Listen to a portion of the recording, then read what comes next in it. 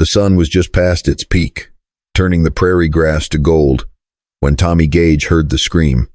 He was mending a gate at the edge of his property, sweat dripping down his brow, when the sound cut through the stillness, a sharp, desperate cry that sent a chill up his spine. He dropped his tools and ran, boots pounding the dry earth, heart thudding in his chest. He found her at the bottom of a shallow ravine, tangled in wild flowers and dust. Her wagon had tipped, one wheel shattered, canvases and paintbrushes scattered like fallen leaves. She lay on her side, her white blouse streaked with dirt, her tan skirt torn above the knee. Her face was pale, lips pressed tight against the pane. "It's broken. I can feel it," she gasped, clutching her thigh just above the knee. Tommy knelt beside her, careful not to startle her. "Easy, miss. Let me take a look." He brushed the hair from her face, his hands gentle but sure. She was young, maybe 25, with freckles across her nose and a stubborn set to her jaw. He rolled up her skirt, exposing her leg. The sight made him suck in a breath. Her thigh was already swelling, the skin bruised and angry. The bone beneath twisted at an unnatural angle.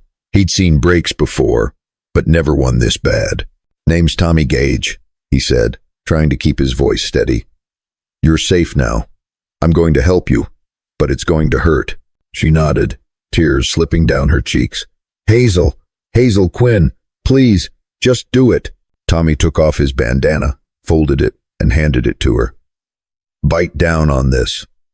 He set her leg as best he could, working quickly, his hands steady even as her muffled screams tore at his heart. When it was done, she lay back, gasping, sweat beading on her brow. He fashioned a splint from a broken wagon, spoke and strips of his shirt, binding her leg tight. "You're tough, Hazel," he said, admiration in his voice. "Most folks would have passed out." She managed a weak smile. "I'm used to pain. Life on the road isn't easy." Tommy gathered her scattered belongings, tucking the canvases and brushes into a sack.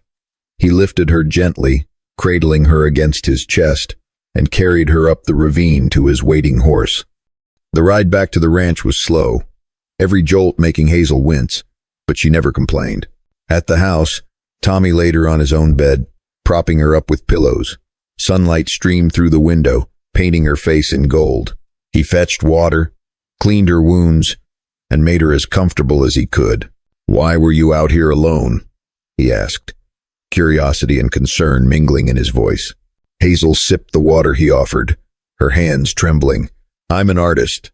I travel from town to town, painting portraits and landscapes. Folks pay me in food, a place to sleep, sometimes a few coins. I was headed to Willow Bend for the summer fair." Tommy nodded, impressed. "That takes guts." She shrugged, a hint of pride in her eyes. "It's the only life I know, but I guess I'll have to find a new way now." He sat beside her, his voice gentle. "You're not alone, Hazel. I'll help you get back on your feet, and you'll paint again, one way or another." She looked at him, hope flickering in her eyes. "You really think so?" Tommy smiled, a warmth in his gaze. "I know so. Out here, we take care of our own." As well.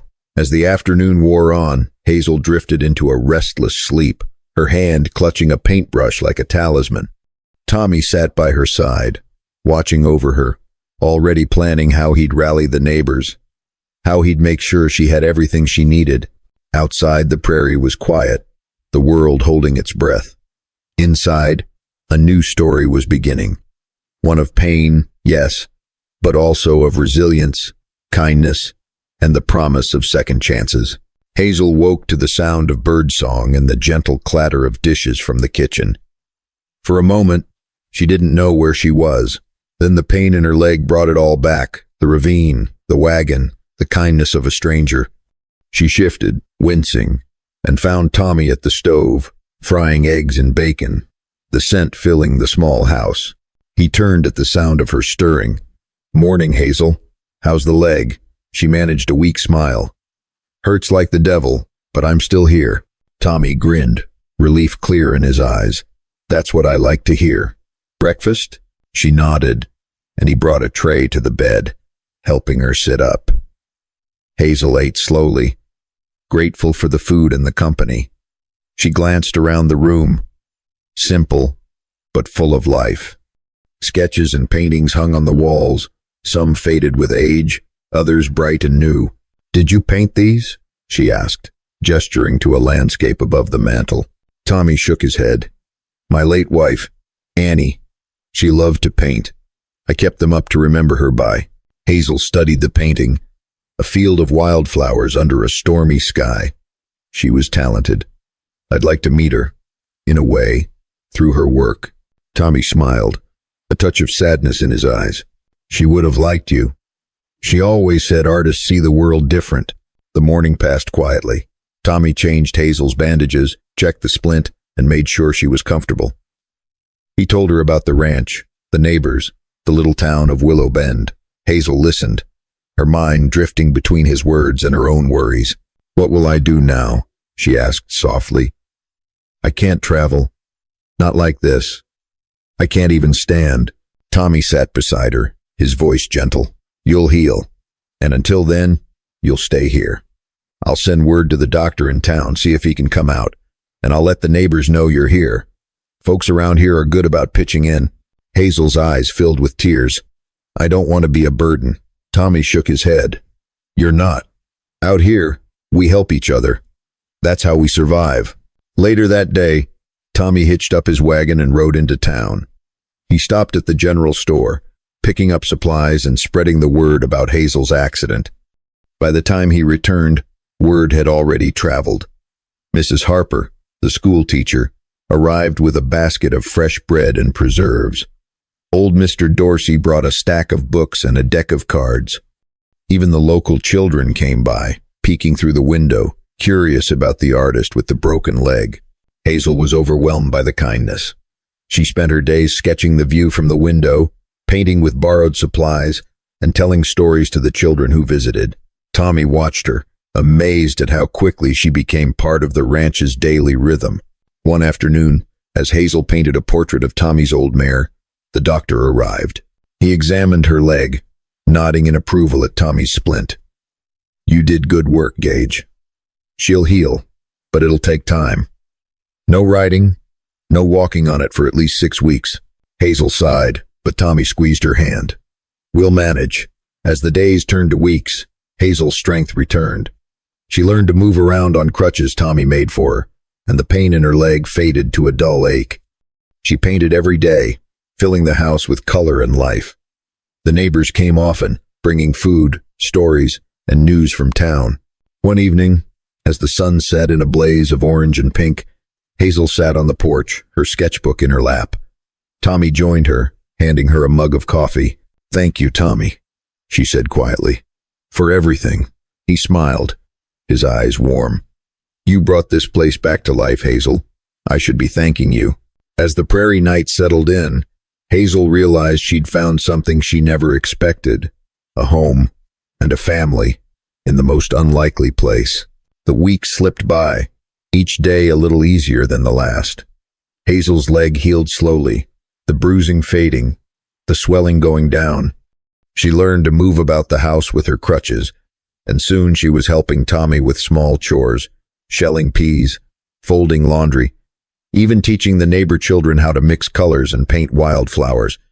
The ranch, once quiet and lonely, now buzzed with laughter and the bright energy Hazel brought.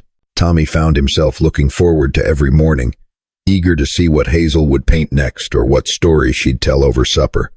He'd never thought much about art before, but now he saw the world through her eyes, how the light changed on the hills, how the sky could be 100 shades of blue, how even a battered old barn could be beautiful if you looked at it just right. One afternoon, as Hazel sat on the porch sketching, a wagon rolled up the lane. It was the Willow Bend Fair Committee, come to see if the artist they'd heard about was well enough to join the summer festival. Hazel's heart leapt at the thought, but she hesitated, glancing down at her still healing leg. Tommy squeezed her shoulder. "You should go.